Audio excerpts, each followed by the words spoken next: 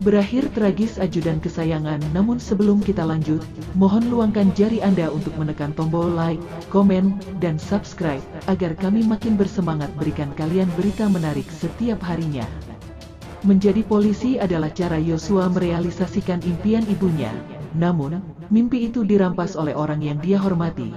Bahkan setelah dibunuh, rekeningnya diduga dibajak. Baru 2,5 tahun Nofriansyah Yosua Huta Barat atau Brigpol J mengabdi kepada keluarga ex-Kadif Propam Irjen Verdi Sambo. Namun nasibnya nahas, ia tewas dalam peristiwa yang diatur bosnya sendiri pada Jumat, tanggal 8 Juli tahun 2022 lalu. Sambo merampas cita-cita ibu Yosua sejak SMA untuk menjadi seorang polisi. Berdasarkan penuturan kerabatnya, Yosua ini sosok yang sangat menghormati Verdi Sambo dan keluarganya. Selama ditugaskan sebagai Aide ADC Sambo, Yosua tak pernah mengeluh. Dia, Yosua, selalu cerita sama kami yang baik-baik tentang Bapak Sambo dan Ibu Putri, makanya kami hancur ketika melihat jasad anak kami sudah berada dalam peti, kata Samuel Huta Barat, ayah Yosua kepada reporter Detik X. Samuel menambahkan, bahkan Yosua selalu membangga-banggakan Sambo dan istrinya, Putri Chandrawati kepada keluarganya di Jambi. Sifat Yosua yang rajin, ulet, dan jujur mengantarkannya menjadi ajudan kesayangan Sambo dan Putri. Kuasa hukum keluarga Yosua, Kamarudin Simanjuntak menuturkan, suatu hari Putri Chandrawati menghubungi Rosti Simanjuntak yang merupakan ibu Yosua, putri yang merupakan istri Sambo itu, meminta izin Rosti untuk menjadikan Yosua sebagai anak angkatnya. Kamu yang melahirkan, biar aku yang merawat ya, aku yang jaga anak kita, kata Kamarudin kepada reporter Detik X, menirukan ucapan putri yang disampaikan ke Rosti. Pantas saja, Yosua menjadi anak emas. Yosua selalu manut seluruh perintah bosnya, meski tugas itu di luar tanggung jawabnya sebagai ajudan. Ia bahkan tergabung sebagai anggota Satgasus Merah Putih yang dipimpin langsung oleh Sambo. Ini tercatat dalam surat perintah Kapolri nomor Sprint garing 12-56-HUK.6.6-2020 tanggal 20 Mei tahun 2020. Dalam tangkapan layar pesan WhatsApp kepada adik Yosua, Bribda Mahareza Huta Barat, terlihat Putri mengirimkan foto Yosua sedang menyetrika baju seragam anak-anaknya berlogo OSIS. Kakaknya rajin banget, luar biasa sampai nyetrika luwes banget, katanya. Kakaknya serba bisa jadi bingung gajinya kalau multitalenta begini, sambung Putri.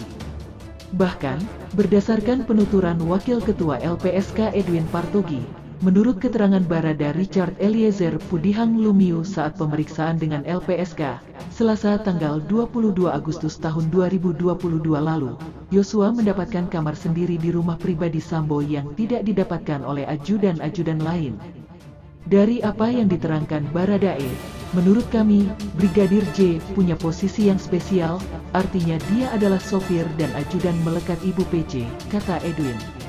Posisi spesial itu pun terlihat ketika Yosua berulang tahun pada November tahun lalu. Dalam foto yang diunggah di akun Facebook Tante Yosua, Roslin Emika pada tanggal 4 Agustus tahun 2022 lalu, terlihat Yosua sedang merayakan ulang tahun di rumah pribadi Sambo. Di hari ini semoga apa yang kamu harapkan dan doakan akan tercapai. Saya berharap harapanmu akan mendatangkan kebahagiaan. Saya bersyukur memilikimu sebagai bodyguard, teman, dan keluarga. Kamu adalah staf terbaik. Saya berharap ulang tahunmu spesial seperti dirimu. Selamat ulang tahun bodyguard terhebatku, Sua, isi tangkapan layar ucapan yang dibuat Putri. Adik Yosua, Mahareza Huta Barat pun memiliki hubungan dekat dengan bos abangnya itu. Putri sering mengundang Reza untuk sekadar makan di rumahnya. Bahkan menurut Kamarudin Simanjuntak, Reza sering diberikan barang-barang oleh Putri. Hebat-hebat kali itu barang yang dikasih.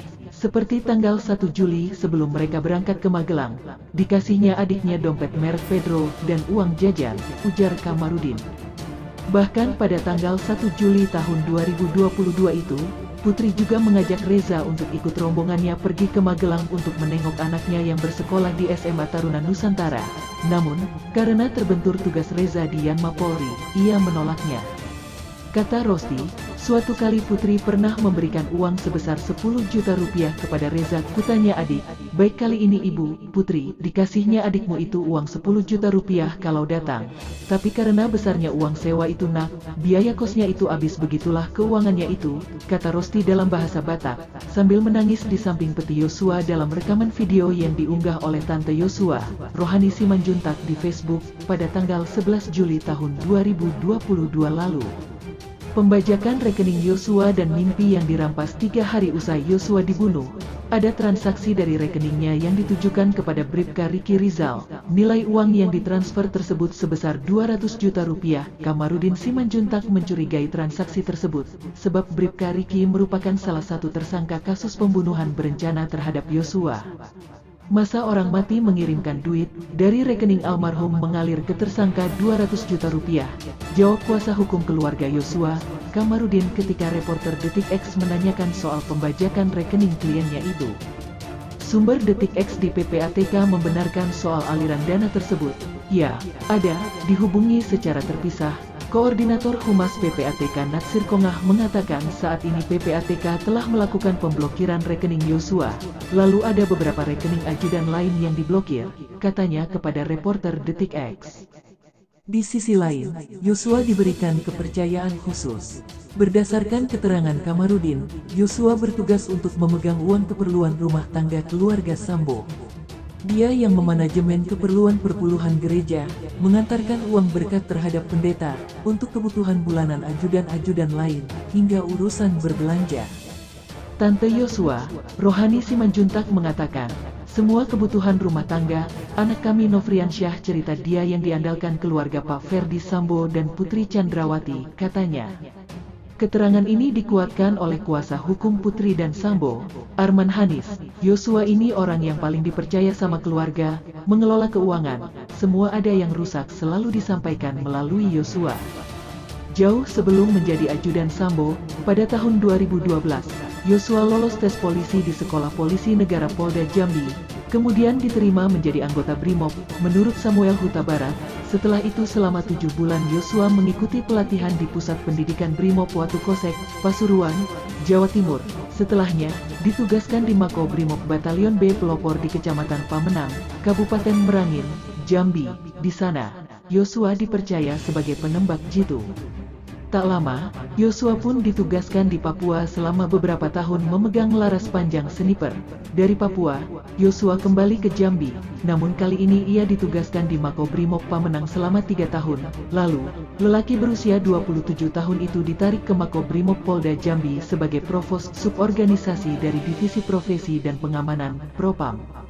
Hingga pada 2019, Yosua mengabari keluarganya, ia akan pergi ke Jakarta untuk mengikuti seleksi calon ajudan perwira tinggi Polri.